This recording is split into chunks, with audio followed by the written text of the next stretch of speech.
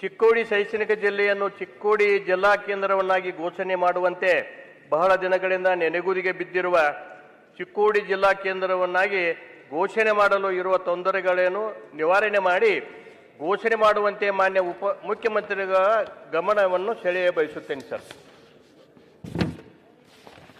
ಮಾನ್ಯ ಸಭಾಧ್ಯಕ್ಷರೇ, ಸರ್ಕಾರದ ಪರವಾಗಿ ಮಾನ್ಯರಿಗೆ ಸದಸ್ಯರಿಗೆ ಉತ್ತರ ಕೊಟ್ಟಿದ್ದೇವೆ. ಅದ್ರ ಮೇಲೆ ಮುಂದೆ ಏನಾದರೂ ಅವರ ಅಭಿಪ್ರಾಯ ಸಲಹೆ ಇದ್ರೆ ಹೇಳ್ಬೋದು. ಸನ್ಮಾನ್ಯ ಸಭಾಧ್ಯಕ್ಷರೇ, ಮಾತಾಡ್ಲಿ ಪಾಪ. ಉತ್ತರವನ್ನ ಕೊಟ್ಟದಾರ ಹಾರಿಕೆ ಉತ್ತರ ಕೊಟ್ಟರ ಕೊಡ್ಲಿಲ್ಲ ಅಂದ್ರೆ ಬೆಳಗಾವಿ ಜಿಲ್ಲೆಯನ್ನು ವಿಭಜಿಸಿ ಚಿಕ್ಕೋಡಿ ತಾಲೂಕನ್ನು ನೂತನ ಜಿಲ್ಲಾ ಕೇಂದ್ರವನ್ನಾಗಿ ಸೃಜಿಸುವ ಸಂಬಂಧ ಕೋರಿಕೆಗಳು ಸ್ವೀಕೃತವಾಗಿರುತ್ತವೆ.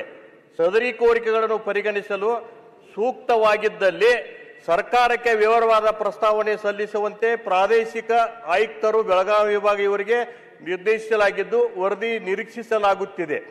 ನೂತನ ಜಿಲ್ಲೆಗಳನ್ನು ಸೃಜಿಸುವ ವಿಷಯವು ಸರ್ಕಾರದ ಸಾಮಾನ್ಯ ನೀತಿಗೆ ಸಂಬಂಧಿಸಿದ್ದಾಗಿದೆ.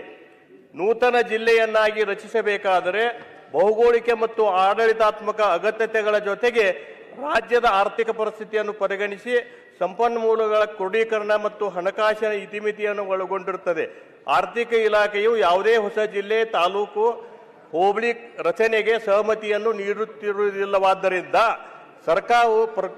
ಸರ್ಕಾರವು ಪ್ರಸ್ತುತ ಹೊಸ ಜಿಲ್ಲೆಗಳ ರಚನೆಗೆ ಯಾವುದೇ ತಾತ್ವಿಕ ನಿರ್ಣಯ ಕೈಗೊಂಡಿರುವುದಿಲ್ಲ ಅಂತ ಹೇಳಿ ಅಂದ್ ಹಿಂಗೆ ಹಾರಿಕೆ ಉತ್ತರ ಕೊಟ್ಟರೆ ಹೆಂಗ್ ಸರ?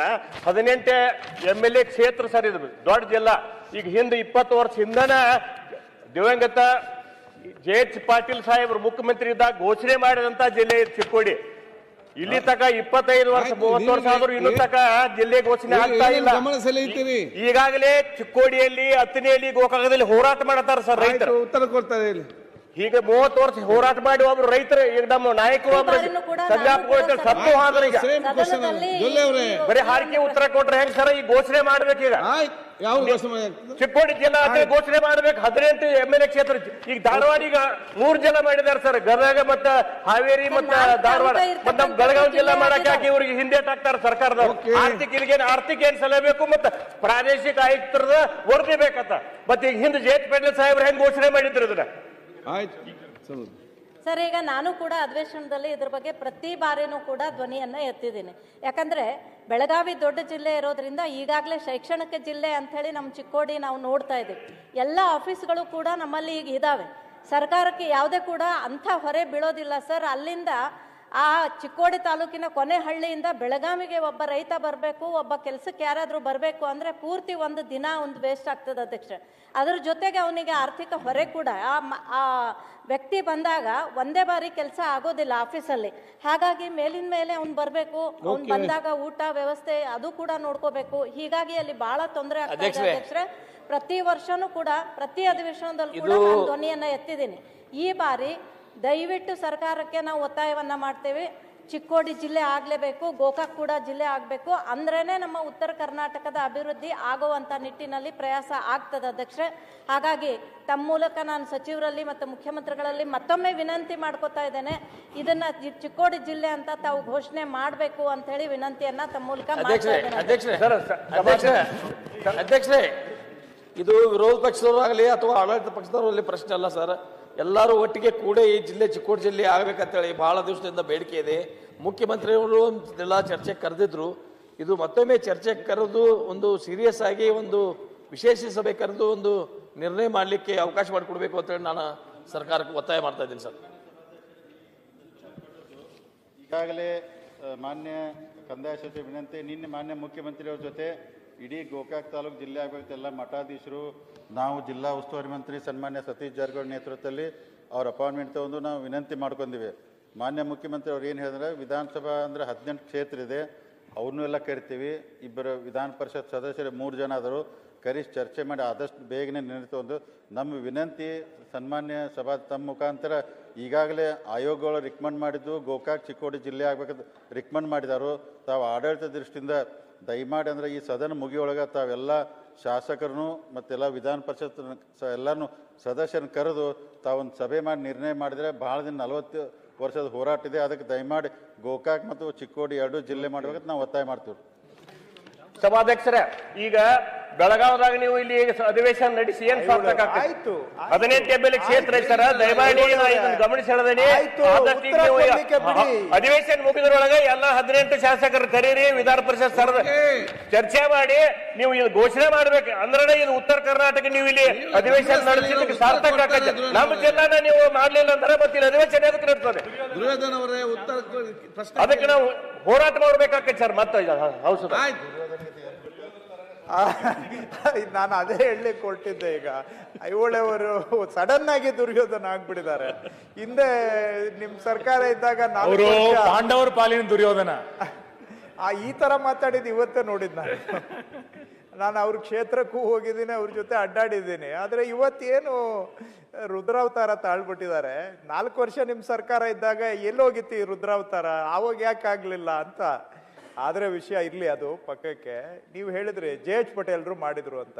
ಕಾರ್ಯರೂಪಕ್ಕೆ ಬಂದಿದ್ಯಾ ಸರ್? ಕಾರ್ಯರೂಪಕ್ಕೆ ಬಂದಿದ್ಯಾ? ಯಾಕೆ ಅನ್ನೋದು ಈಗ ಕಾರ್ಯರೂಪಕ್ಕೆ ಮಾಡೋಣ.